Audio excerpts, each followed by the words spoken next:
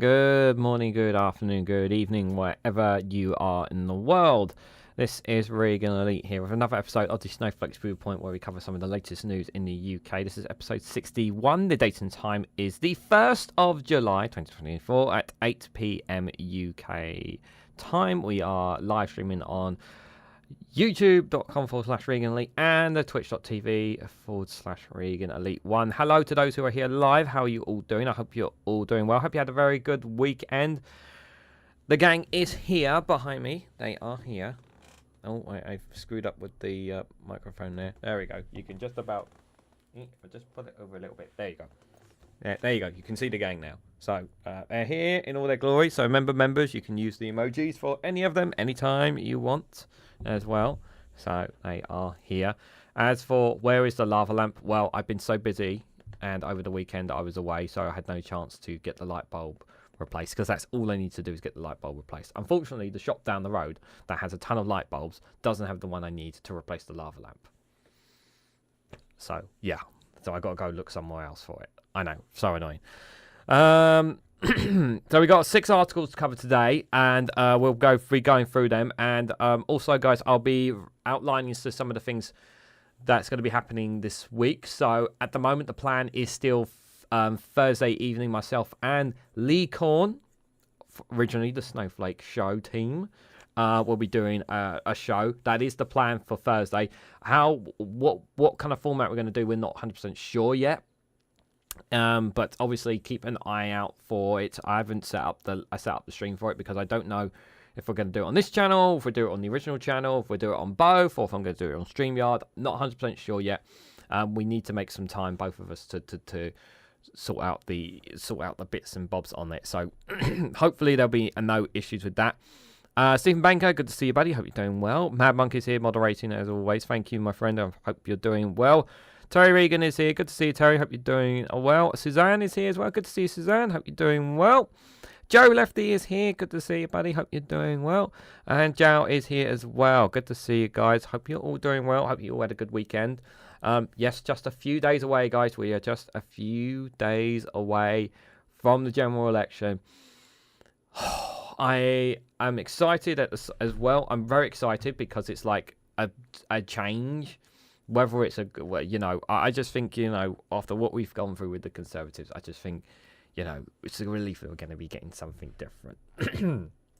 Right, so let's dive right into it, guys.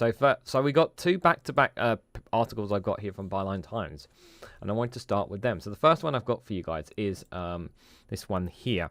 So more than 130 Reform candidates are ignoring Electoral Commission rules on anonymous donations.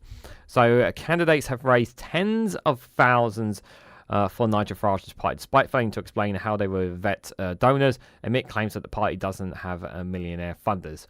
I mean, just 130 candidates are not even following the damn rules. I mean, it's just bonkers. I mean, this party... good morning, Steve. Stephen. I hope you're doing well, buddy. Oh, Steve, by the way, if you're not on Discord, I recommend you come on Discord because I'd like to talk to you something privately about if you are on there. Don't really want to say anything public anyway, but if you can, if not, that's fine. There's something I want to talk to you about if possible. QA Library, good to see you, buddy. Hope you're doing well. Yeah.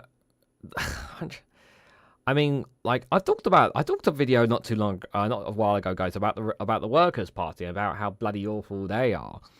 And Channel 4 did a video, and I haven't actually done a video on it, but I saw Van Man Talks video. He done a video on this, guys, and I wanted to actually, and Phil from a Different Bias also talked about this, about the candidates, some of the candidates and the things on the Channel 4. On the Channel 4 footage.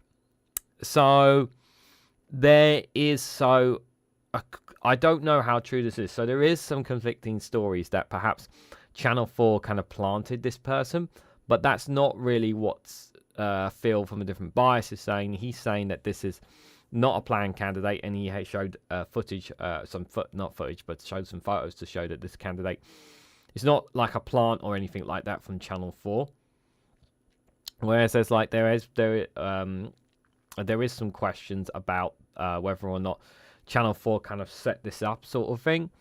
That was kind of the way Van Man Talks in his video was about. It was like there was bad stuff on both sides, and I had a look, and I was looking at this. I was looking at it myself, and I was like, and I said in his comment, if Channel 4 did some kind of setup here, then they're going to get a kicking between now and the end of time from Reform and the right wing. But I haven't seen. I don't know I don't know. Yes, the guy was an actor. But he is a Reform. He is a Reform person through and through. But would he be? But I guess the question I suppose we'd be asking ourselves is, was he paid by Channel 4 to do what he did, and say what he did? I guess that's the question. And I just don't know. But the thing is, this is not something that Channel 4 would do. Set up with, set a political party up to get to sabotage them or something like that. That's not something that's completely unlike them. So it's not something that I think you do. I think there's a little bit of misinterpretation of what this is. And I think that that some of those on the right are looking for ways to looking for a reason to demonize and undermine Channel 4's credibility, because up until this story, I've never had an issue personally with Channel 4 with their media coverage. I think they're very, very much down the middle, but this story does raise some questions, and it's. And I'm probably with them among many people who don't like Nigel Farage, don't like Reform Party, don't like what they stand for. But would Channel 4 do something? Would they do something with this with intent? Part of me doesn't think yes. So but I don't know enough to know to say that Channel 4 were doing this intentionally. But I'm curious to see what you guys actually think about that video in the chat, because there is there is some conflicting information out there. Is Steve Bray having an F with the Tories having a rave? The Tories rave. I'm not familiar with that story, Jal. You'll have to explain that one to me. But let's read into this. I mean, like, this just once again emphasizes just how out of control they really are. They think they can just get away with practically anything here. It's just bonkers. So, Byline Times can reveal that 136 Reform UK candidates are raising money from a crowdfunding platform. Let me get rid of that. That allows donors to keep their addresses secret and donate from abroad. GoFundMe states that candidates using its platform to fundraise are responsible for contacting donors to obtain the information they need to check if a donation is legal. But only 21 out of the 157 candidates using it make clear they need additional details from donors on their fundraising page, or they will vet donations. He is having a 24-hour party in Parliament Square. Oh, okay. I don't know. Again, I don't know about that. I don't know. I haven't heard about any of that. But good to see you, QA. I hope you're doing well. Yeah. So Reform candidates have raised 99,730 on their platform. It's the time of the writing, which 82,000 has come from fundraisers without the necessary disclaimers. The GoFundMe states that it directs all candidates to the Electoral Commission rules when they register, and told Byline Times that it's important candidates understand the rules.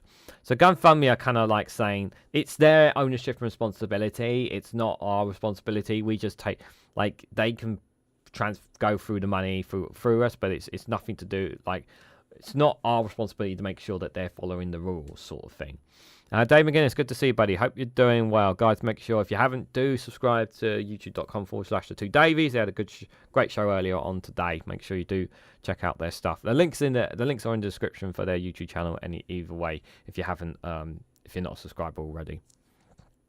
It is the candidate's responsibility to collect required donor information, it said. We are able to pass on some information required by the Electoral Commission collected during the donation process, and we can refund donations that can't be verified. The election watchdog requires candidates to state on their fundraising pages that they will check if donations are from a permissible source, someone who is listed on the electoral register or a company registered in the UK. Candidates must return donations if they are anonymous or if they don't know the identity of the donor under the Electoral Commission rules. In 2019, a probe by the watchdog found that Reform, then named the Brexit Party, had a high going risks of impermissible donations due to its online funding system. The investigation came after concerns were raised that the party could be in breach of the electoral law by allowing multiple donations potentially outside of the UK. The former Labour Prime Minister Gordon Brown warned that at the time that democracy is undermined when we have undeclared, unreported, unretraceable payments made to the Brexit Party. The party said that no rules were broken at the time and pledged to embrace recommendations on checking donors. Yes, I remember this. I remember this information. I remember this. Yeah, and they kind of just like, yeah, there's nothing here, nothing to see here, sort of thing. And it was just like, they're just sweeping it under the carpet. And I'm glad Byline Times reminded us of this. Steve McMahon, thank you so much for the 5 gifted memberships. I really appreciate that, my friend. It's given 5 to Matt, Mark Tefler, Paul Hammond, Jim Stevens, and Michelle R38. Thank you so much, my friend, for your support. I really appreciate it. Yeah, if you have Discord or even Patreon, if you can contact me either one of those two ways, there's something I wanted to talk to you privately about. I don't want to say on live on the air. I need to say in private. Shall we say? On the bus, the bus driver has appeared. Says Mad Monk 33. The bus driver? What's that all about? When does Parliament start again? And when will the first PMQs of the new government begin? I haven't looked that up. I'm not 100% sure because it's going to be like there's supposed to be like I think there's like a holiday supposed to be in between. I think it's a few weeks before the first PMQs, I believe. But I will cover the first Prime Minister's question from Sakia Starmer. I will be covering that on the live stream, guys. So that I can assure you. Yeah, back to this. Obviously, like I remember the stories about all this, and they were kind of just like playing it, and this whole stuff is just reeks of corruption, and we know it's corrupt because. How do we know they're not taking money from Russia? Like we just honestly don't know. We just honestly don't know. More than a dozen of the Reform candidates' fundraising on GoFundMe has also been reported to have made offensive or inappropriate comments on social media. They include the Grand and St Clair Armstrong, the former candidate for North West Essex, who resigned after he was found to have written a blog post containing jokes using racial slurs. Sinclair Armstrong raised £700 on the platform, and Reform did not respond when asked if the funds would be returned. Well, no, obviously they're not going to return return the funds. There, clearly not. No, it's like the Conservatives with who's that racist guy that said that Diane Abbott should be shot. What was his name? I mean, like he like the amount of money he gave to the Conservative Party, and they're like, "You're going to return that money, right?" Because of what he said. No, we're gonna tell him what he said was really inappropriate, and it was wrong to have said those comments. Yeah, but you're going to return the money, right? That's it, Frank Hester. That's it, Frank Hester. You're going to return the money, aren't you, Rishi Sunak? Yeah. We definitely don't approve of this. But you're definitely going to return. That's it, Frank Hester. Thank you, Terry. I was right. I wasn't going mad. No. Not gonna return the money. Clearly, like it's just insane. Nathan, good to see you there. I hope you're doing well. And DJ Marty Moo, good to see you there. I hope you guys are doing well. So Stephen Betty, the party's candidate in Dickett and Woolwich, who was reported to be Facebook friends with a fascist leader, still has, oh my God, go away, computer. Still has a live fundraiser on the platform and has secured £1,105.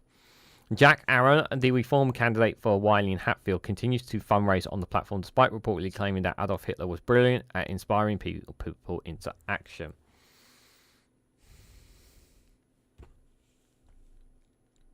There it is.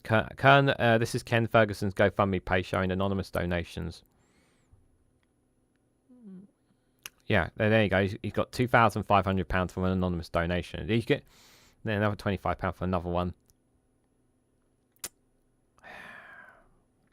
Ken Ferguson, the Reform candidate from Wirral West, has raised £2,745 on the platform, of which £2,500 has come from a single anonymous donation. Ferguson was reported to have previously liked an anti-vax message on social media, as well as Islamophobic tweets joking that Muslim men marry 12-year-olds and a post denying climate change.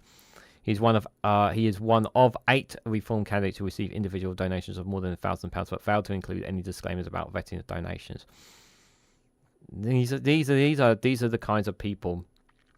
These kind of mindsets. These are very dangerous people. These are dangerous people with very ill intentions. When you have people who have these kind of words and comments in their lines. Simon says 55. Good to see you, buddy. Hope you're doing well.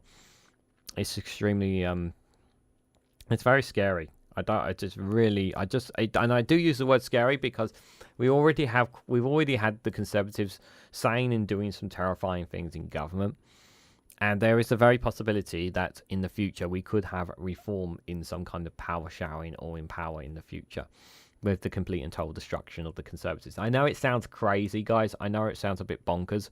It is entirely possible. It is entirely possible that a Reform could do that, and this is why we have to have such a change when it comes to media reform, when it comes to combating disinformation and misinformation, because people like people like these who are becoming candidates, they can have serious influence if they ever become MPs. It's really concerning. So another claim that Reform does not have a wealthy backing from businesses like the Tories, despite the party having received more than £2 million from registered companies, according to the Electoral Commission. So this is Reform candidate Dean Saunders is one of the few party members to request full donor details on his GoFundMe page here. So it says here, thanks in advance for your support. Together we can get our country back on track. Also, Electoral once said, a journey is 1,000 miles, begin with the first step. And he's telling people, if you leave a donation of £50 or more, you need to contact me with your full name, phone number, and address for the Electoral Commission rules there. So he looks like he's playing by the rules there. Now, do the House of Commons need a new speaker? That's a very good question. I think Lindsay Hoyle, given how he has been conducting himself in the last Parliament, I think he needs to go. Now, some people will argue that he was just trying to keep on top of things in a very difficult situation because of how out of control the Conservatives were. But given the fact that he failed to, how can I put this? I just think the way he handled Gaza and the way how he handles lies in the House of Commons, and I know his powers are limited, I just think the way he's been handling them has been nothing short of poor. I just think he's been poor. And I think, for me, he doesn't have the credibility of the SNP as well. And and some people might, and some of the other party supporters and that might not be too fussed about that. But how can Parliament be fair and balanced if you have someone that did what he did? And it doesn't sit right with me that he should remain Speaker. I think he should go. I really think he should go.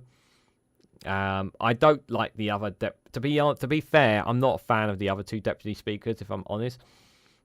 But I'd rather see one of them take up the role at least, rather than him. I just don't think he's been good enough. He's not strong enough, I think is the right word to use. He's not strong enough to actually stand up and say for the House. Good to see you, Michelle. Hope you're doing well. Yeah, that was from Steve there. Steve McMahon gave you that gifted membership. So 5 Labour candidates appear to be using the platform to fundraise. And of those, only 2 include the necessary disclaimers. The platform does not appear to have been used by any Conservative candidates. Okay, that's interesting. So Labour are using this platform as well. So the fundraising issue comes after a Channel 4 undercover investigation. Last Thursday, caught Reform activists making racist and Islamophobic comments, including a remark about using people arrive for votes for target practice and the apparent admission that the party has breached its local electoral campaign spending limit in Nigel Farage's Clacton seat. He also follows a number of byline time stories on party members which have led to candidates being dropped. Yeah, so he has dropped some candidates, but they've nowhere near dropped the amount of candidates that we wanted them to.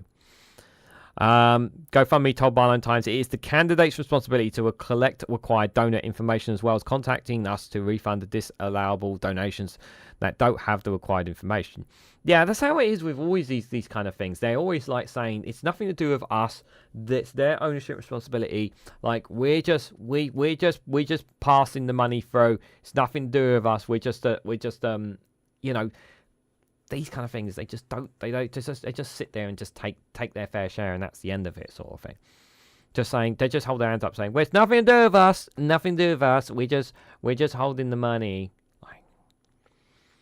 After elections, candidates must submit their donation reports to the local returning officer. If a candidate has accepted an impermissible donation, it would be a matter for the police to consider.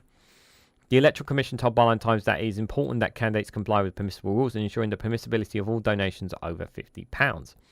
As our guidance says, candidates should allow any crowdfunding webpage they are using contains information that explains that permissibility checks will be undertaken in compliance with the law and that information about donations, including donor details, may be published, it added.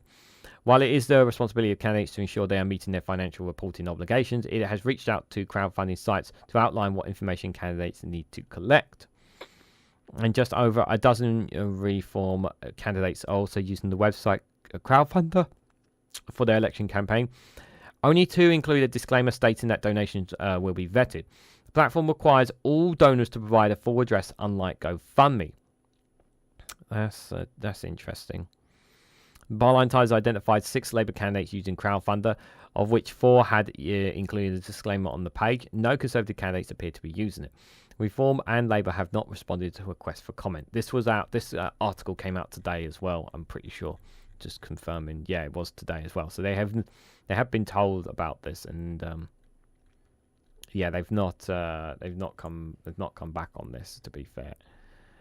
But yeah, I mean, like, this is just far too dodgy. It's just far too dodgy. This kind of information. I hate this system. I hate this donation system, guys. I hate it so much, and it just gives them such an advantage over other parties.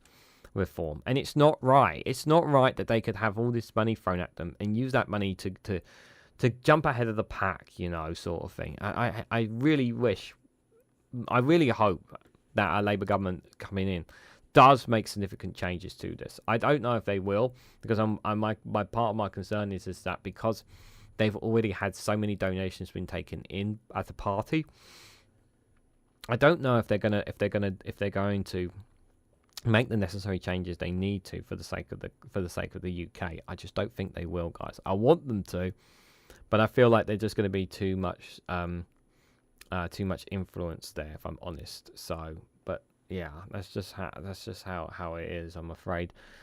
The Representation of the People's Act 1918 is the basis of all voting and how to run an election. With some reform and amendments, a lot of it is out of date and cannot cover a lot of modern life.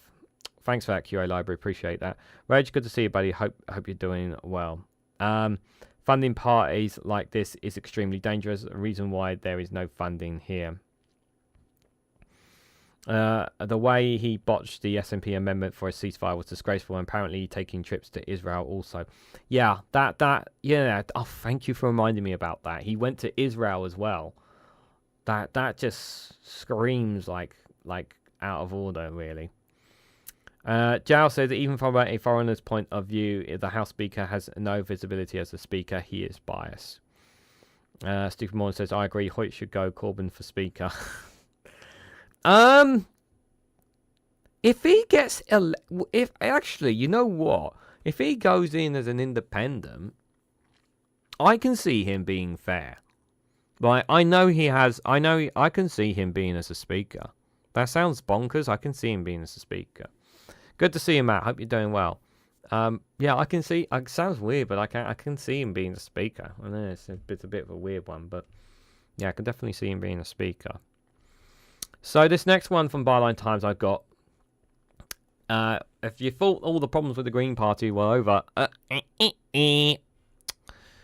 so the former Green councillor in the party target seat threatens legal action against the co-leader over expulsion amid the trans rights row. The then councillor Jude English was suspended by the Greens shortly before the May elections over transphobia allegations, and she denies any wrongdoing. Now, we know that there was obviously some anti-Semitism that was brought up by a couple of Jewish groups on the Green Party, and before the deadline, a lot of them were pulled out and new candidates were pulled in. We know obviously this trans row has been something that has been bugging the Green Party. Though it hasn't really damaged them too much in terms of reputation, because it's not really getting much. This stuff isn't getting really much coverage, but now. But this coming up now, although it is a few days ago, this report. Yeah, this is not a good time for them on this. Yeah, this whole trans row thing is not a very good look for the Greens. And I said when this was coming up that they needed to nip this in the bud, and they need to clear the air on this and move on from it, because it's just something that's going to drag on if they don't. And it looks like it's going to drag on. So a prominent Green Party activist and former councillor in Greens co-leader Kaya Denia's target seat has been expelled from the party after appearing to back an independent candidate who was suspended over alleged transphobia. And she's now threatening to take the Green co-leader and candidate to court. Jude English, who represent Ashley Ward inside the Bristol Central seat since 2016, was suspended from the party on March the 6th this year after a complaint branded her the gender-critical activist an urgent and significant risk of bringing the party into disrepute. Sheffield polls tipped co-leader Carly Denver in position to take the seat from Labour's Fanning Debonair on July the 4th. Jude English suspension followed an appearance at the Greens Women's Declaration, the GWD, Webster, on the party's approach to trans and sex-based rights. She missed out on being re-elected in May as elections ran during her suspension. The complaint alleged that the Greens Women's Declaration is a transphobic organisation and argues that English used her position in Bristol's Green Councillor group to water down a July 2022 motion to counsel on trans rights. English claims there is no whipping of Green Party councillors and she chose to abstain on trans rights motions. The complaint also dubbed GWD's backing of sex-based rights a transphobic dog whistle. Language about defending sex-based rights is specifically used to argue against the rights of transgender individuals, the complainant alleges. This is quite a lot of alleging. Other points claim that reference to protecting single-sex spaces are used to exclude trans people from these spaces, which qualifies as queerphobia under GPEW's queerphobia guidance. It is discrimination against trans women on the basis of both gender identity and gender expression. GWD also refers to trans women as males, in which the complainant states that was knowingly using a label for a person that does not describe their identity. Green Party's suspension decision in March adds that if the party had not seen to be taking action against the open transphobia display by Jude English, then it risks a hugely damaging scandal erupting after it is too late to take action. Bristol is a tight Labour Green fight for control of the council, meaning administration could come down to a difference of one councillor. The Greens subsequently became the largest party on the council for the first time in May. Jude's actions risks costing votes in wards such as her own, which have tight Labour-Green splits. Furthermore, any reputational damage will impact Carla Denny's campaign in Bristol Central. The decision from the party's regional council added. The Greens Party Responsibility and Rights Policy, the RR 530, states that the Green Party recognises that trans men are men, trans women are women, and that non-binary exists and are valid. I just kind of wish they could. Greens have always supported trans rights. Perhaps Mrs. English was in the wrong party. Yeah, I like they even have there is a trans group within the Green Party as well. But yeah, it does come across to me like I know they had this, but there were I know they had issues, but it never came across to me in whatever of the reportings. It never came across to me that they were transphobic in any way, shape, or form. The party, and it looks like what they were trying to do. There were people within the Green Party who were trying to change that, and when it didn't work out for them, they kicked and screamed, and most of them have been kicked to the curb, and that's kind of what's happened here. And basically, this person apparently is not letting this go.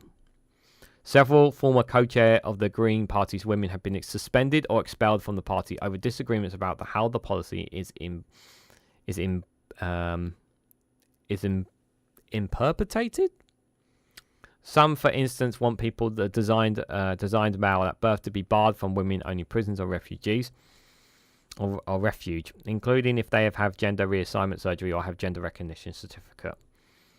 In November 2022, Sheffield Central Green Party candidate Alison Tell was suspended from the Green Party after tweeting an article challenging Eddie Izzard's gender identity. She subsequently missed out on sections for this general election as she remains suspended. She's now run as an independent candidate and is understood to have been expelled as a result.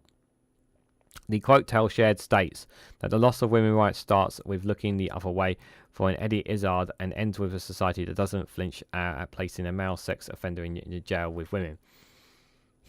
It came from an article from The Critic based on opposition to the trans comic using the women's toilets, including photographs of Izzard entering a women's bathroom. Yeah, this is Stop using the trans as political fodder. Yeah, it's it's these. I'm glad I'm glad that the Greens take action on this, but it's. I don't know how much of this they've cleared up within the party. So I'm not a Green member, so I can't say. I don't have insider knowledge. I don't know if Helena, as a Green member, knows if there's any issues still taking place within it. And to be honest, I don't think Helena will want to talk about this if asked. And I wouldn't blame her as well. Legal liability. So while Labour has largely quelled its rows over gender and sex, the issue appears to be becoming more polarised in the Green Party. In February, a court ruled in favour of the former deputy leader, Shana Ali, after he allegedly had been victimised by the party for his gender-critical beliefs. Yeah, I remember the story. Including being sacked for his spokesperson role. Judy English told Byline Times she's planning to launch legal action, naming Carla Denyer as one of the key people liable. As the Green Party of England and Wales, the GPEW is technically an unincorporated organisation, i.e. not registered as a corporate entity, charity or co-op, etc. Legally, English cannot take the party to court as a whole. Instead, she must name individuals who act as a proxy for the entry. As leader, Carla Denyer sits on the Green Party executive and has a legal responsibility as one of its members. This is a threat to the organisation, English said, adding, I am calling Carla to court alongside several other prominent activists. I don't know how much of a case she really has. As noted by the House of Commons Libraries, a series of employment tribunal rulings since 2021 have considered whether as to what extent gender-critical beliefs count as philosophical beliefs. Philosophical beliefs are protected from discrimination under the Equalities Act of 2010. They found that gender-critical beliefs, for instance, that people cannot physically change their biological sex and can be protected from discrimination under the Equalities Act 2010. However, the way in which such beliefs manifest themselves in behaviour might not be protected. And it depends on what those behaviours are and how they impact on the legal rights of others not to be discriminated against on the basis of their sex or gender reassignment, the Commons Library notes. Any court case is likely to look at whether comments and behaviour by English was discriminatory or abusive towards trans people, for example, individuals. Well, some of the wordings that we've seen from some of the past people speaks a lot of words there, doesn't it? The complaint against me is entirely about protecting Carla's campaign in Bristol Central, which I believe it is disreputable. You cannot discriminate to protect someone else, even in political parties, English said. She branded her no-fault suspension after the complaint deliberate punishment as she lost out on a re-election and therefore a councillor strip end. I have been expelled for 5 years and they now don't have to investigate anything. Deny me any internal justice, she claimed. English, who is a lesbian, claims she is being victimised on her views on gender and sex and that she is too gay for the party. Really? Too gay for the party? Really? No. I can't say because I'm not a party member again. I have to stress that. You know, you can take what she says with a pinch of salt, or you can either choose to believe what she's saying, or you can say she's making it all up, guys. Several other female members of the party have been expelled in the past month for backing independent Alison Till, Byline Times understands. English concedes that some of the expulsions are legitimate, but some will not stand up if taken to court. You cannot expel someone for being gender critical, English said. Alison Till herself was of no fault suspension, but a disciplinary panel took 19 months to hear her case. This reportedly came a day before nominations closed, which allies said forced her to make a decision. The separate Scottish Green Party has faced similar disputes over the rights on the issue of trans rights, gender self-identification and biological female-owned spaces, with over a dozen members recently expelled. So they've had this issue in the Scottish Green Party, but obviously they lost power recently with the SNP. So yeah, they've not been doing too well themselves either lately. They should ask anti-trans people how to deal with hermaphroditised sex was never a two-way street, says Simon says. Jal says, real women can breed, have children, give life, just like real men have fertile and trans men are not. What is the problem? They will always be there and they will always be different. If a person changes his or her. Too gay for the party sounds like a feminist cop-out. It does come across a bit like that, to be honest. Yes, Stephen Baker, I agree. Gender, the rest of culture, and adapting. Stephen Moore says, sadly, some feminists fear trans rights might threaten women's rights, which is mistaken. Yeah, I mean, I understand that concern, but I understand the women's concerns from that point of view. But we need to understand that I've always said, guys, about trying to put yourself in someone else's shoes, and that you can't discriminate. You mustn't discriminate one party from another, one group of people from another. It has to be a fair and balanced one. Yes, women's rights need to be protected, but so do trans rights, so do non-binary, any gays, lesbians, whatever their sexual identity or beliefs are. Their rights need to be protected just as much as anybody else's rights, because everyone should be equal. That's how it should be. And this premise about, I'm sorry, but excuse my French here, but this premise about the fucking toilets. I mean, you go in there to do your fucking business. That's all it is. It really is. Like, have we ever had a case? Please, someone in the chat, tell me when we've had a case where a man has gone for a sex change just so that he can go into the women's toilets. I don't think I've ever heard such a case to snoop on women. No, let's be real here. Yeah, I mean, this. The thing is, it just feels like, to me, it's just like, it feels like you're worrying too much about this. Yeah, like, and there's a lot of cases where we have shared bathrooms anyway in places.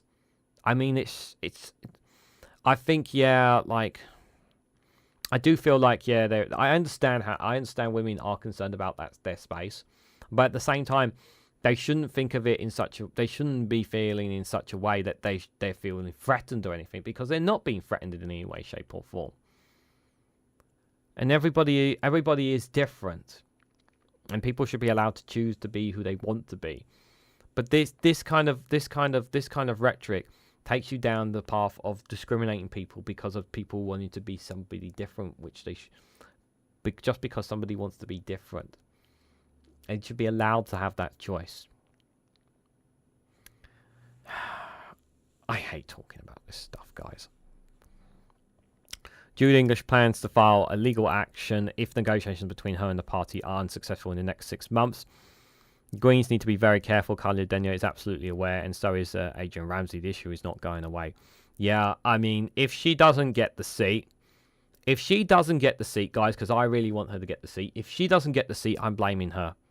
This Jude English, I'm blaming her for this. And it's going to suck because I really think she's been really good as well. It will really suck if she does not make it if she does not get that seat, because I really think we need a voice like hers in the House of Parliament. I really, really do. If they're elected, our new MPs need to understand that their organisations is breaking the law. The England Party of England Wales and the LGBTIQA Greens did not respond to a request for comment. However, Byline Times was keen to include their responses if we received one.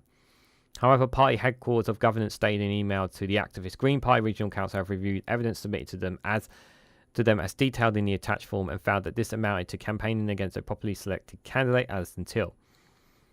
This is in violation of paragraph 4.7 of the Constitution. A GPRC therefore determined that your membership has been forfeited by you and that it accept this fortitude and can confirm your membership has ended.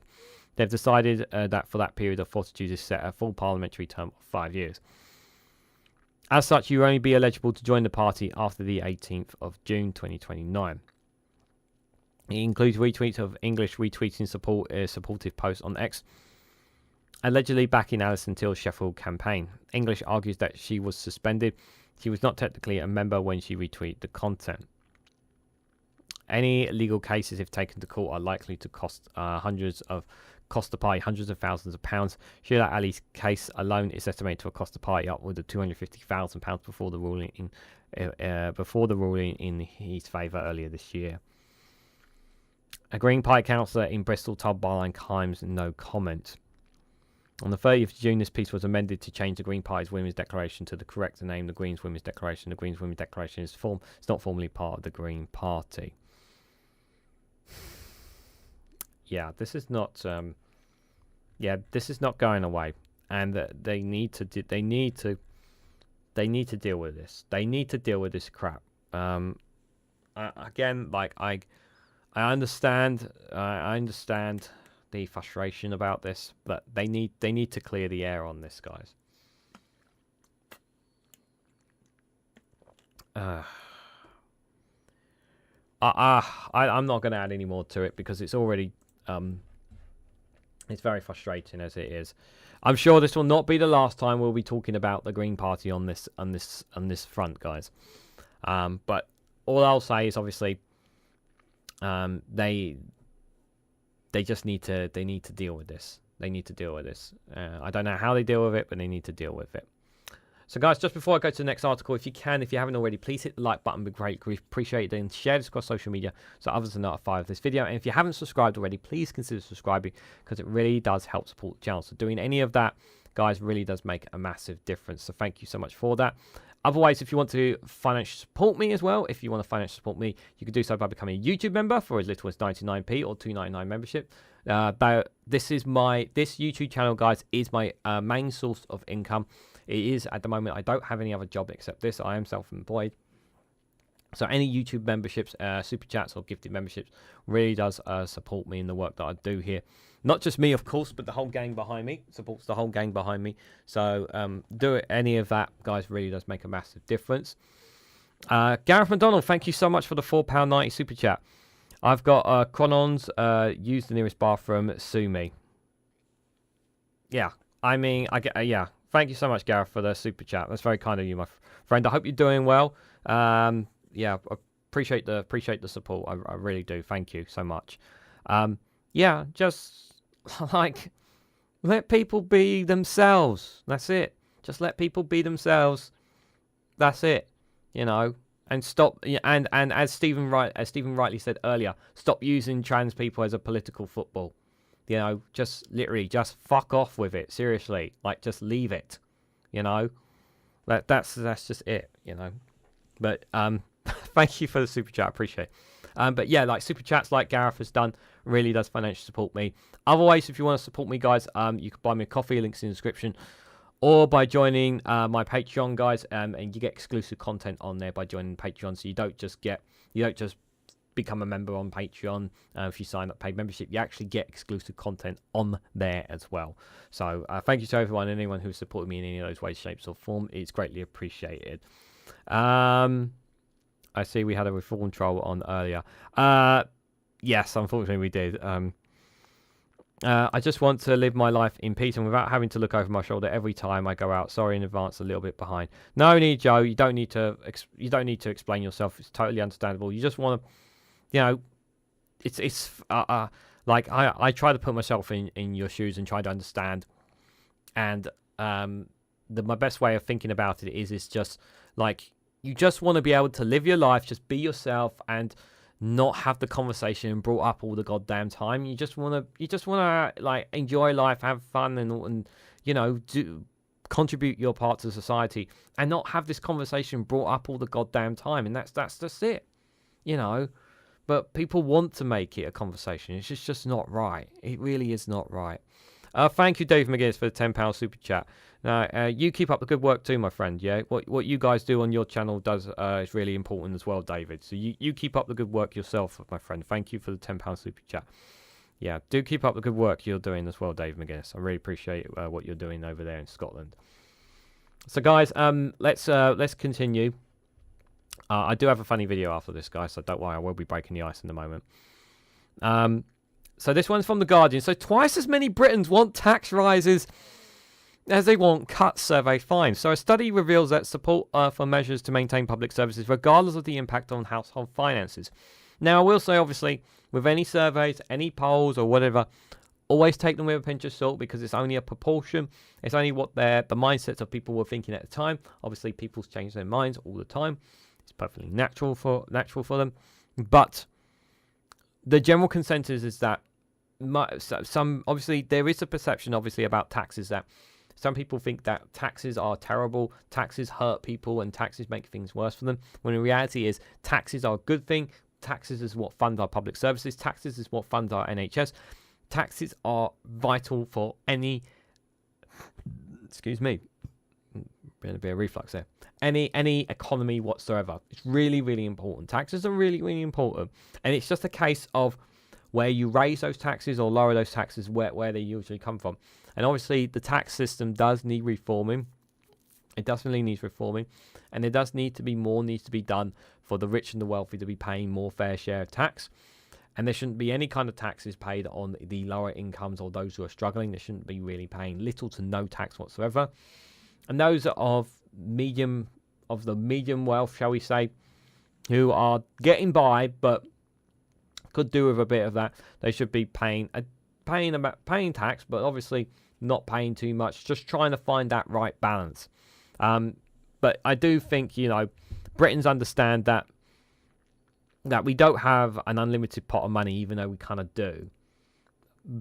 But I think some Britons are like, you know what, I'm willing to put my hand in my pocket and pay more taxes if it means getting the buses working, getting certain basic essentials working in the UK, getting public services going, among many other things. If that's the case, then great. It's because of it, all this stuff is what getting public services, getting essentials working, getting people off the NHS waiting list, getting people off benefits back into work because of their backlog of the NHS. This stuff helps grow the economy. When they keep talking about growing the economy, this is one of the ways of doing that. So twice as many Britons support tax increases to pay for public services as those who believe that they should be reduced, even if it means further public service cuts, according to a new report. A study released by the Aberdeen Financial Fairness Trust, a research body set up by a fund manager, said the public are willing to support policies if that they don't think will benefit their own finances, despite almost 2 in 5, 39% of households now classed as having serious financial difficulties. The number of households with finance in distress have increased by 2.9 million since the last election in 2019, when 28% were in that situation. About a third of the 5,572 people surveyed said they supported raising their taxes if it benefited other people with more hours of free childcare, cheaper energy tariffs, and lower income households, an increase in child benefit. Yeah, because we are like this. We are a caring country. We do care about people. I think we even though you hear some really negative things from some people, I think that the majority of the British public are caring. We are a caring country. We do care about people. It's not nice seeing the stories that we hear about all the time from certain people. I think that's really. I think it does give me some hope when you hear people saying they're willing to put their hands in their pockets to help others. The charity works, the food banks that works. People are doing it because they care, because the government has failed them, but they want the government to take back that ownership and responsibility for it, and not just leave it in the hands of charities to do all the work as well. So Mujib Had, the Trust chief executive, said people realise in terms of what the party are promising on public services that there is a massive gap on what's needed and what money is available. That is why the public backs these tax rises, because they would rather have that than even more deterioration of public services. Labour and the Conservatives have ruled out tax rises for income tax and VAT, while the Tories have also said they would knock 2p off national insurance contributions, cut stamp duty and give tax breaks to pensioners. In June, The Guardian reported that the Labour Party had been drawing up options to raise money to rebuild public service with extra wealth taxes. The next government needs to have implemented further cuts between 10 billion and 20 billion on unprotected Whitehall demands if they want to reduce debt and avoid rising taxes, according to the Institute of Physical Studies. Yeah, we have to be careful. Yeah, many people have been telling me to stop relying on the IFS just because they're a think tank. England needs to follow Scotland to have a six tax band, spreading the burden across a wider income range, says Dave McGuinness there. Yes. We do need to take more of a... we do need to take. Thank you for the £5 super chat, David. Appreciate it. We do need to take this is why I was really like the Greens manifesto, because they were taking a lot of ideas from what the SNP have been implementing in Scotland. You guys have us a lot of good ideas, and without a shadow of doubt, I think that would definitely help a lot when it comes to taxes. That is for sure. Yeah, thank you for the super chat. I appreciate it. Unearned income should be taxed. Should be taxed at least as much as earned income, says Reg. Yes, that's a great point as well. That's a great point as well. Cutting taxes is cutting the ability to provide proper public services, says Mad Bunk there. We've been cutting for decades now. No one believes that there's any room for more cuts, says Paul Hammond. Yeah, absolutely. Yeah, the 14 years of austerity speaks for itself. Well said. Steam Bank also says that if there had been a people's oil and gas windfall tax, surely the money would have been helped. But no, Westminster preferred the dodgy dealing route. Yeah, exactly. However, the head of the IFS, Paul Johnson, said a Labour government would raise taxes and soften debt rules before it embarked on another round of cuts. Johnson said the pressure on public spending was so powerful that he could not envision a Labour Chancellor making cuts to balance the books. Professor Shannon Collard, the chair in personal finance at the University of Bristol, said the findings clearly show that people in the UK have much more nuisance views on these key issues than the media headlines would sometimes have us believe. They understand that there are trade-offs between what is good for their own household finances and what is good for the country overall. Yeah. I kind of wish the Guardian would kind of just like show us a graph or something there from it, I like I say, I take it with a bit of a pinch of. I would take it a little bit with a pinch of salt as well, guys, on that. But it's just the thing is that the thing is, Labour are going to raise some taxes. The problem is that the right-wing media are going to blow it up and saying they're gonna take all your money, they're going to make it all life worse off for you. They're going to really hype it up. They're going to overhype it to say that they're going to destroy this country and all this kind of stuff. And they just hope that people don't buy into it. And I hope people understand. And Labour needs to really show their appeal and say, look, we've got to do these things because we've got to fix this country because it's been broken for 14 years of Conservatives. You've got to give us time to try and make a difference. And the question is whether they'll be able to do that in this term of Parliament. Will remain to be seen. So, yeah, it's I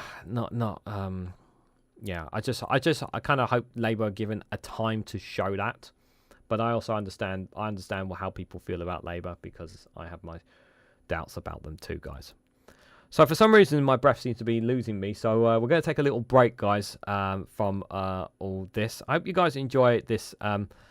This funny video. I haven't seen this one. This is from Matt Green from a few days ago, with the headline that reforms racist and Biden's old. What's new?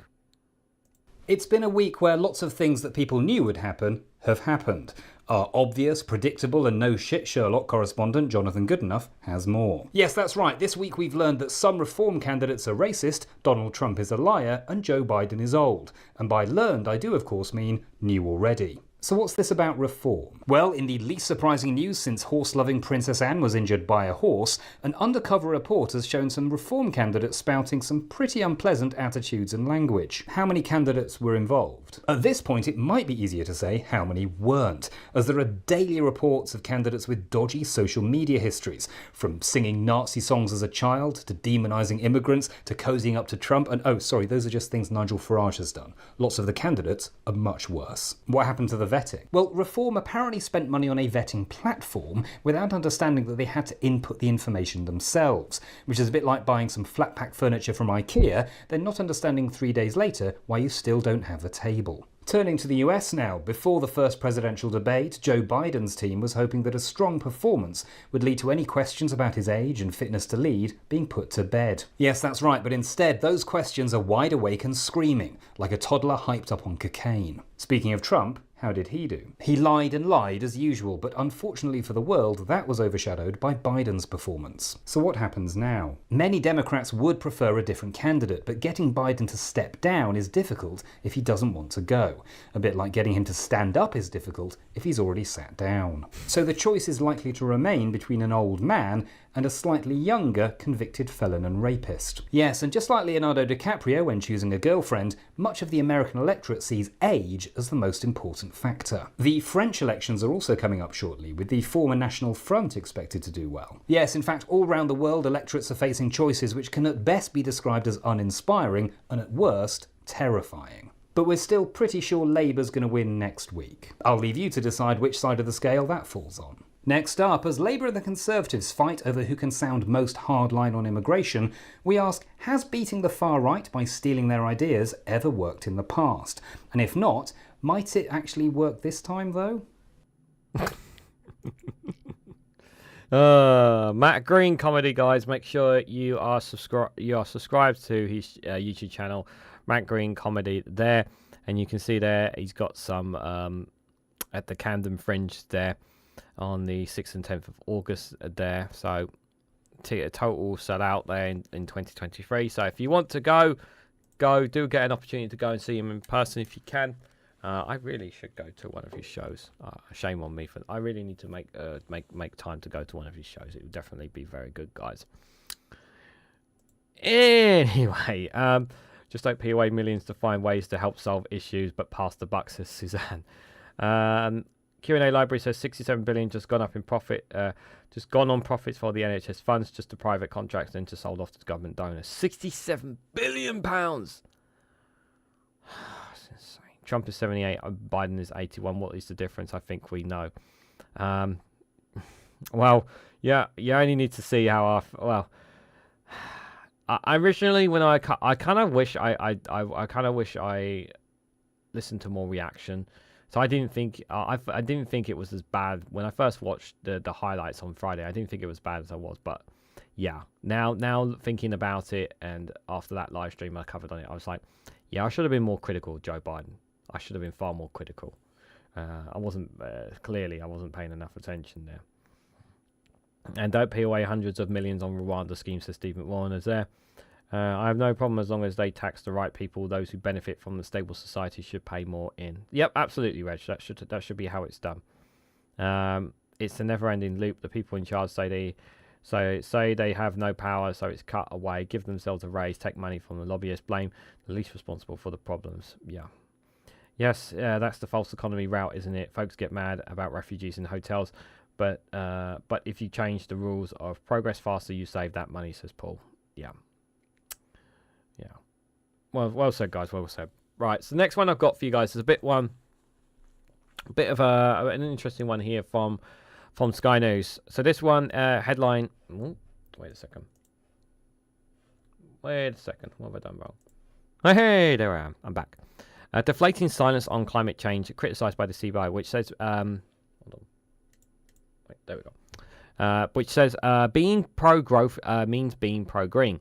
The warning from CBI Businesses group boss Rain Newton-Smith comes in an election campaign when net zero has become a wedge issue, but the business leader says the green industries are critical to stimulating the economy, which is 100% true. We know Reform's contract.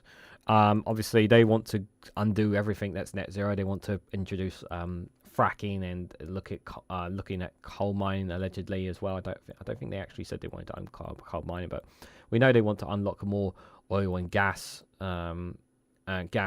stuff as well, which just shows just how crazy the reform really are. And a lot of people who are choosing to vote reform have no idea what they're voting for because they've not even looked. They've not even looked at their policies there. But Labour do have a green prosperity plan, but the problem is they've gone back. Less funding is going to be for it, but they do have something there. Yes, should more be coming in from them? Absolutely. Are they doing enough? No, I don't think they're doing enough. The Conservatives have made a bit of progress in their 14 years in terms of some progress, but nowhere near the amount that is required in comparison to other nations, which means we've lagged behind. when it comes to this on other things. I mean, we keep hearing that we're well beaten this, well beaten that. Well, we're certainly not well beaten when it comes to the actions of climate. I mean, we are literally an island surrounded by sea that gets plenty of wind and occasionally good sun, and we should be taking advantage of those two energies that are literally right there for us to take. But no, instead we want to build nuclear power plants, which could be dangerous. We still want to stick to oil and gas, which I know people will argue that there's this argument that we still need the oil and gas, or that it's running out or something. And it's just like, yeah, we know oil and gas is going to run out at some point, which is why we need to make the transition in the first place.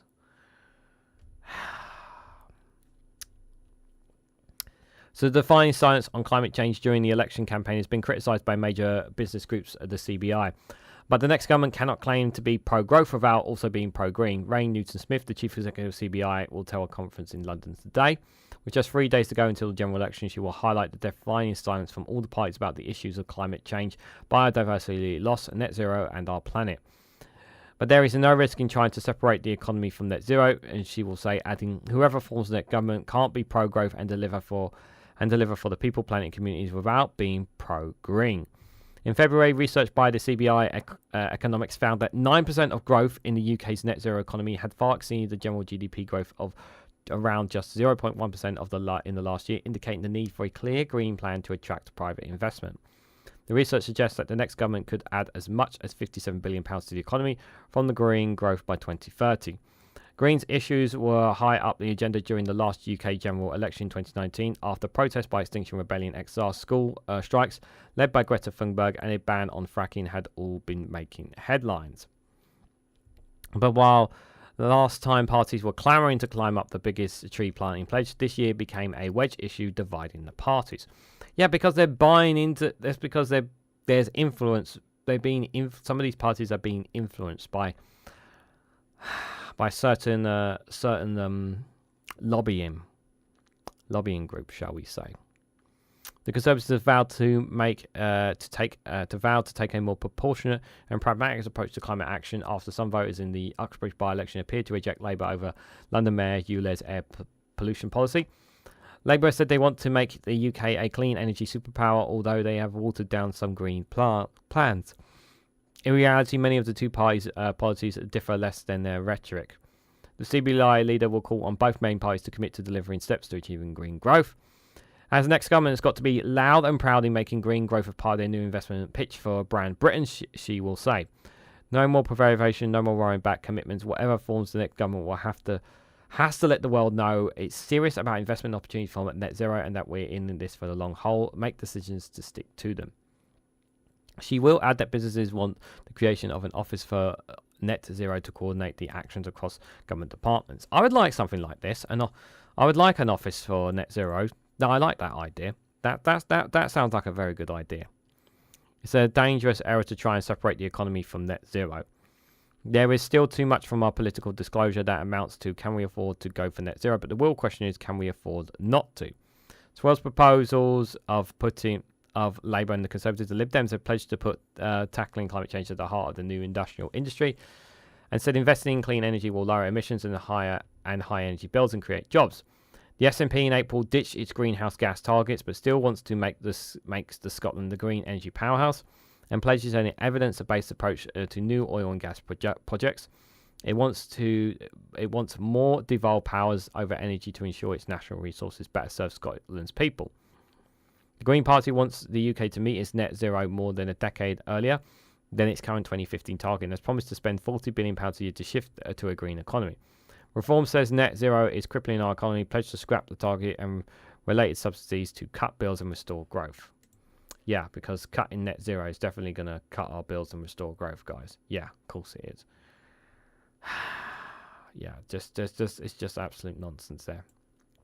But yeah, obviously when the obviously how much? Yeah, obviously they'll take seriously. I do hope they'll take the speech seriously, and I do hope Labour, in all seriousness, is pressured by not just by Lib Dems and the Greens to do more on green investment projects. I really hope that does become the case after the general election, and that the Labour government does pursue more of these green target policies and that. Obviously, it's obviously to talk about how they're going to get the money and the funding and the investment is obviously going to be a question. But I do think that's really, really important.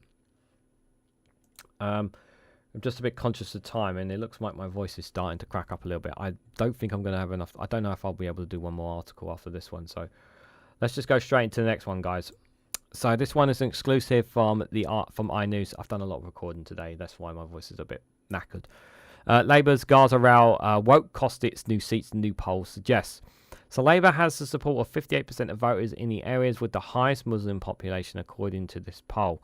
Now, I really, I don't know if they're going to put this in their piece here from this exclusive from iNews, but I think there's a really important point that something that really did shift, that may have shifted some Green voters back to Labour, and shifted some undesired voters maybe back to Labour under the Gaza position, is under their manifesto they stated that they would recognise Palestine as a state, which I think is a massive game changer if they keep that promise. Now, obviously, that will obviously apply a lot of pressure on Israel. And it would actually show that Labour are very serious about wanting this ceasefire in Gaza as well, and wanting to recognise, and the fact that they're willing to, if they keep to it, obviously, to recognise Palestine as a state, really would help win their position. Good to see you, Casper. I hope you're doing well. But I'm sceptical. I'm a bit sceptical about it as well, because I'm not 100% sure whether they really will stick to this or not. I'm not 100%. Not 100% on this. I mean, I hope I'm wrong, and I hope they go into government and they actually state that they recognise Palestine as a state. They recognizes it. I mean, if they do that, it's a massive game changer. But I can see a lot of lobbying to stop them having that as well, or try to delay it, one of the two. So controversy over Labour's position on the Israel-Hamas conflict won't cost votes and seats in the general election, a new polling suggests. But the party has still seen its popularity fall among Muslim voters, with support shifting to independent candidates and smaller parties such as Greens and Reforms. A survey by More in Common, shared exclusively with the Eye, shows that Labour has 58% of the votes in constituencies with a Muslim population with over 20%, while the Conservatives came in second with 15% of the vote. Now, I don't know if this is just Muslim populations, or I'm assuming it's just Muslim populations, but you shouldn't just assume that. You shouldn't just assume. And like it says, just because of one poll, again, people can change their minds, people can change their opinions as well. So I would always say, like I said earlier, always, like I said with the survey earlier, take it with a pinch of salt. Both parties have seen a slight reduction with their vote share in the most Muslim constituencies compared to 2019, with Labour share down 6% and the Tories down 8%. There has been a significant boost for independent candidates who have seen their vote share increase from 2% in 2019 to 9%, plus modest gains for the Green Party, Reform UK and the Liberal Democrats. Voters in areas with large Muslim populations are significantly more likely than the general population to support Palestine amid the conflict with Israel, with 44% in support compared to 22% of the UK overall. But pro-Gaza voters in these areas are also highly likely to think that Labour sympathises with the Palestinian cause, with 41% believing that the party backs Palestine compared to 17% who think it supports Israel. While the polling shows that those in highly Muslim areas are more likely than the general population to say the conflict in the Middle East is likely to impact how they vote, the most important issue are largely in line with the rest of the UK. 62% of voters in these areas see the cost of living crisis as the issue most likely to affect their vote, compared to 64% of the UK. The second most important issue is both cohorts is supporting the NHS, with 40% of the Muslim voters saying it will affect the vote compared to 53% of the population. Luke Tridle, director of More in Common, said that their polling showed that there is little evidence that the party is set to face a major electoral backlash following its response to the Israel-Hamas conflict. No, but it is still affecting some groups. I still think it is affecting some groups, if I'm honest. One Angry Pagan, good to see you, buddy. Hope you're doing well. I do think it's going to still hurt some groups, but it's not going to stop Labour getting a majority, in my opinion, at this point. I do think it's the majority. They are going to get a majority. It's just a question of how big the majority is at this point. Looking at our polling of the 13 most Muslim constituencies, it seems that while the Labour vote is down and votes for independence are up on 2019, Labour will still take close to 6 to 10 votes, he said. This many means that we will see the odd shock result on the 5th of July in individual constituencies. But across the seats we can see as a whole, we can expect to see continued Labour dominance in Britain's most Muslim constituencies.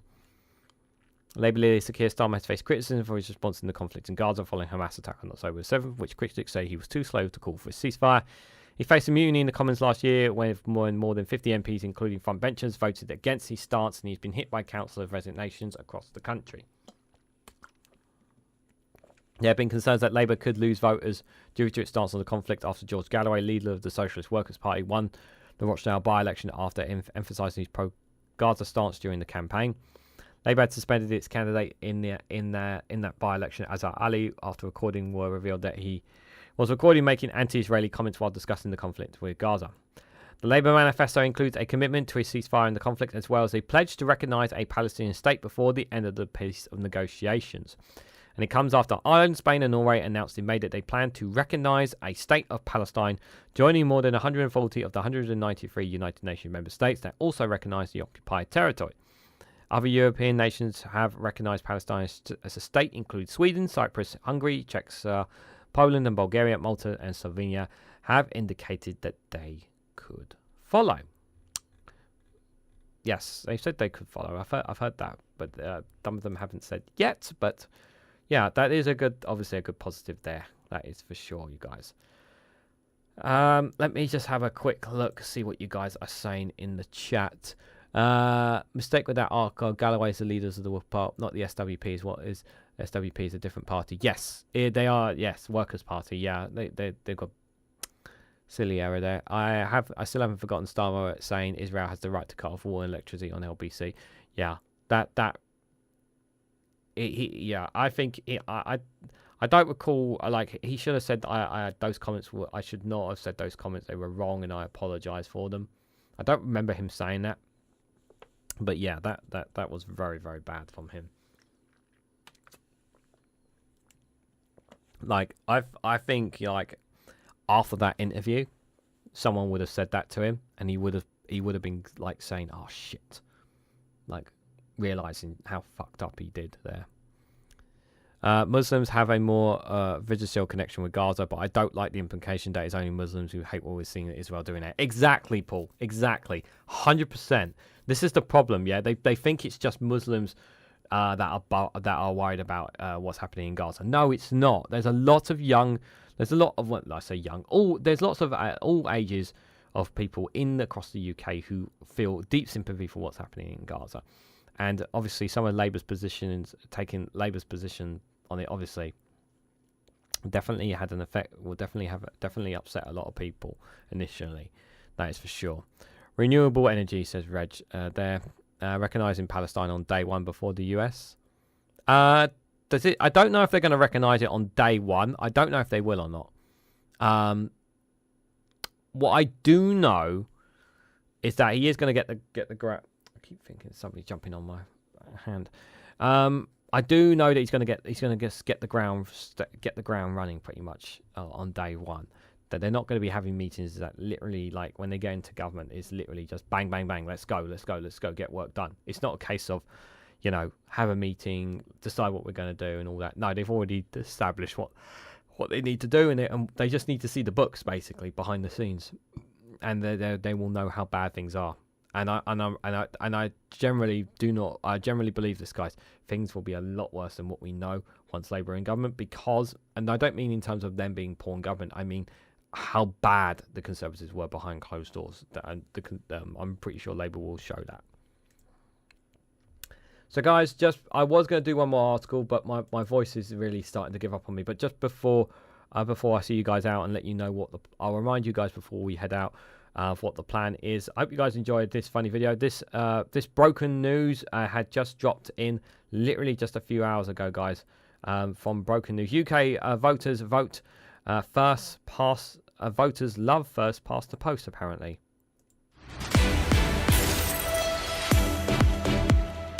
Welcome to Broken News. Millions of people up and down the UK are preparing to head to the ballot box, where their votes will count for bugger all.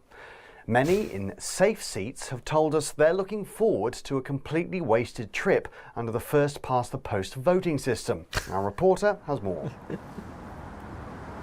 Yes, as you say, large swathes of the UK electorate are getting ready to go for a totally pointless walk to cast a totally pointless vote.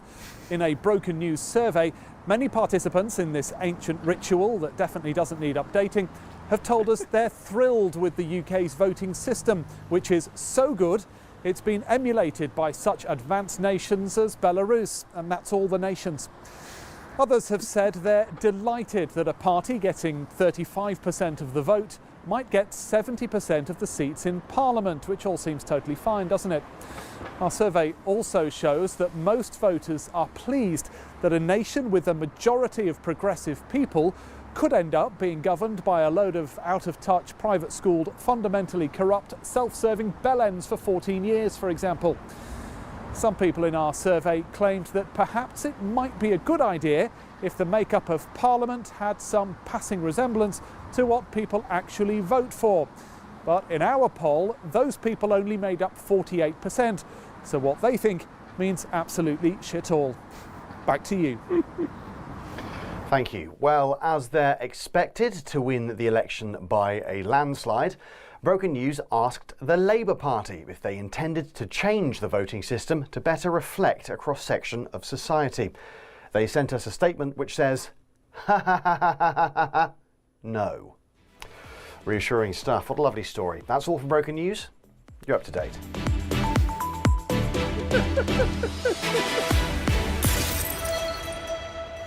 Damn it, Labour! Damn it!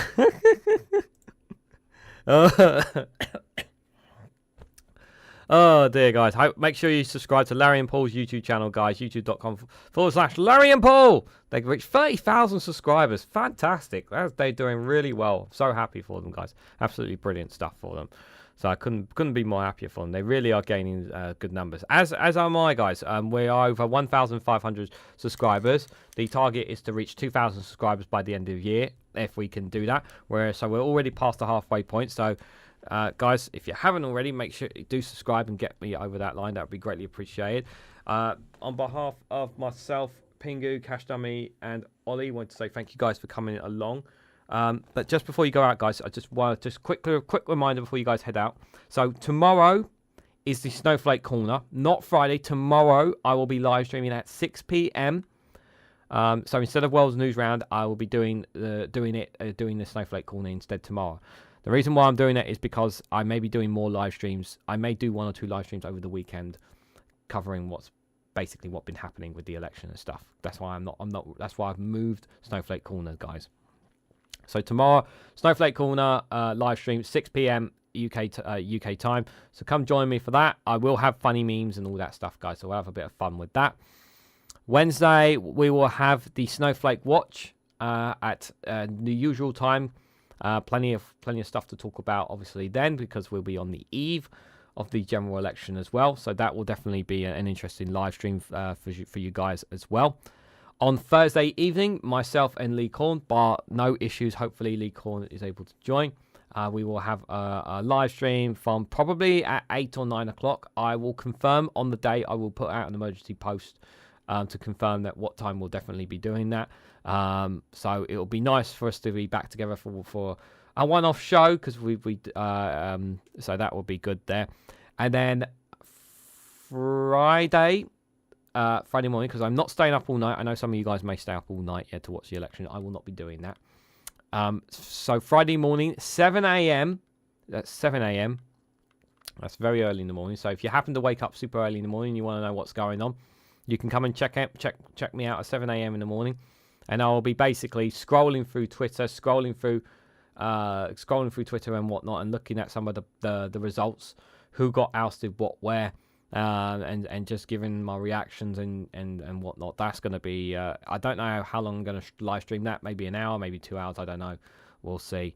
And then I'm going to be doing a follow-up live stream at about 6 o'clock on Friday. And that one will be covering Keir Starmer's speech, because obviously he'll be Prime Minister. We expect him to be announced as, I expect him to be announced as Prime Minister, giving his speech and all that. And I want to watch that, like review that sort of thing, and talk about that there as well. So yeah, that's what's happening this week, guys. So it's going to be crazy, but no. But as for videos and shorts, guys, just as a reference as well, because obviously tomorrow will be the last time. Tomorrow will be the last time I do 2 more election-specific videos, and then on Wednesday I have some final thoughts about the election on a separate video, and then after that I'm just going to try and do some non-election videos in the UK for you guys to be dropping over on the day of the election, and maybe 1 or 2 days after, maybe on the days after as well, because we'll be doing live streams anyway covering them. But we'll play it by here and see how they go, guys. Wednesday night, I will be doing a Discord chat. I was going to do one tonight, but my voice is too banged up to do it. So Wednesday night will be a Discord chat. So if you guys want to join me for an after chat on Wednesday night, you feel free to come and join me there. But I want to say thank you all for coming along. Thank you all for your super chats. Thank you all for your comments down below, guys. I really appreciate your interactions with each other. I really appreciate it. Thank you, the moderators, for moderating, Mad Monk and Jal, for keeping the chat clean. Greatly appreciated. And I will see you guys tomorrow. But if I don't, obviously, I will see you when I see you. But just before you go, I just have one more thing to ask. If you haven't already, please hit the like button. Be greatly appreciated. Share this across social media so others are notified of this live stream. And subscribe, because it really does help support the channel. And if you want to go one step further, financially support me and the work that I do here, you could do so by becoming a YouTube member for as little as 99p. Or join me on Rumble or Patreon for exclusive content on those platforms. So thank you all so much for watching. I hope to catch you all very, very soon.